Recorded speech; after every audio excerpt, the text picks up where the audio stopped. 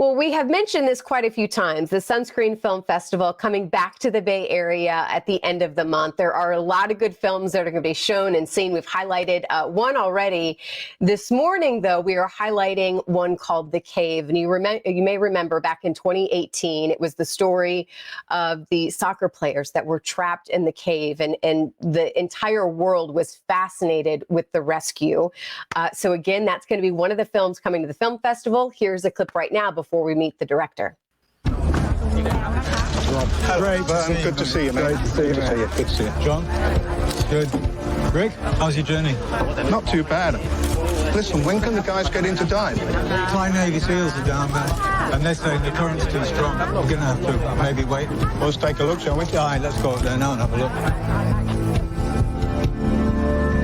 Again, a rescue that had never been done before. I think when people first heard about this and were riveted with their TV, I think it had a movie written all over it. Tom Waller, we are so excited to have you joining us. You're the director, I believe the producer of this film as well, joining us from Thailand this morning. Tom, what a pleasure. Hi. Yeah, it's a pleasure to be on the show. Thanks. Yes, we're hoping that you're going to be able to, all is going to continue to go well. You're going to be able to be here in the Bay Area for the Sunscreen Film Festival, where people can watch this film. So much to talk with you about. But take us back to the beginning. My first thought was this happened in 2018, and to already have a film out, you know, of the magnitude that you've put together here is pretty remarkable. You were able to put this together pretty fast.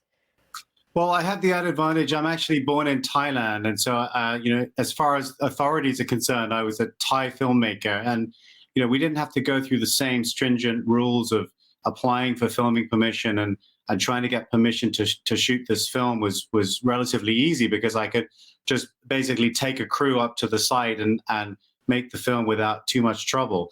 The real difficulty for me was trying to find the story that I could tell within the parameters of taking the rights of people's, you know, because when you make a film about a true story, you also have to make sure you have the rights to tell their story.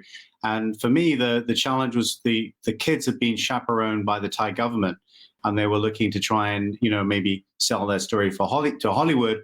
And so I had to try and tell the story using the perspective of volunteers who were involved in the rescue.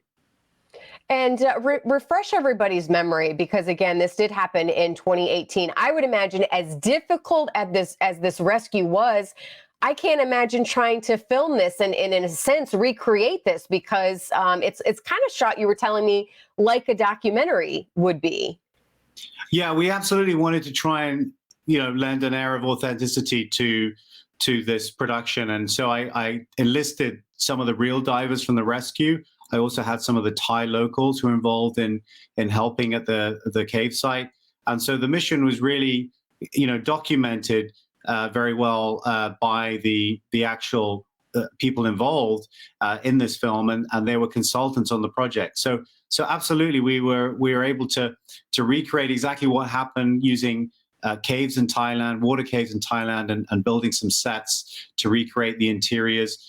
So it's really quite authentic. And when you see the film, you probably don't realize, but it's actually shot in a number of caves, although it is all meant to be the same Tham Luang cave in the north of Thailand. What do you hope that people really see about when they see this film and they look back at this rescue mission? I mean, and I just think it's amazing, too, that you're from Thailand as well. So I'd imagine this film had a special place in your heart to make sure that it was done and done right. You know, what do you hope people really take away from this? Well, I think the film really has a message of hope as its main theme, because, you know, we live in a time of where, you know, the world is obviously collectively united in this fight against an invisible enemy, if you like, with COVID. But, you know, the just previous to COVID, really, this Thai cave rescue brought the whole world together, and you had people from all walks of life involved in this mission to get the kids out alive. I mean, some of the people involved in the film, you know, have regular jobs, because even the diver who's featured in the film, you know, he's an electrician by day, and you know, he jumped on a plane and flew to Thailand without thinking about his own safety to help these kids who he'd never met and he'd never been to Thailand. So I think it's really a very an amazing story and a story about a real miracle mission to get these kids out. And it's about the volunteer spirit of the rescues really shines through in the film, I think, when you watch it. We mentioned the one diver who passed away in this, and you had a chance to talk with the widow, right? And get that story and make sure that was done as as best as possible too. It was really important for me to respect the family's wishes and to make sure that he's remembered in the right way. So we do have a portion of the film that talks about and shows what happened and how he paid the ultimate sacrifice. But yeah, we had to be very obviously respectful of people who are still alive, and there are a lot of people who are depicted in the film who we had to get permission from in order to depict their story. So that was maybe one of the challenges of this project when you make a film about a real event, is that you have to be sensitive to the people involved. Yeah, well, I'm absolutely fascinated by this story, fascinated by your work in putting this together. I could have spent the entire hour talking with you, Tom.